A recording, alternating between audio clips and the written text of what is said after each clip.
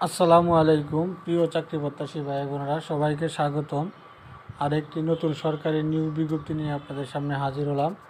আর সেটা হচ্ছে গিয়ে বাংলাদেশ এয়ারলাইন্স, বাংলাদেশ বিমান এয়ারলাইন্স। তো বাংলাদেশ বিমান এয়ারলাইন্স আজকে তাদের অফিসিয়াল ওয়েবসাইটের মাধ্যমে আপনার 662 জনের একটা নিয়োগ বিজ্ঞপ্তি প্রকাশ করছে।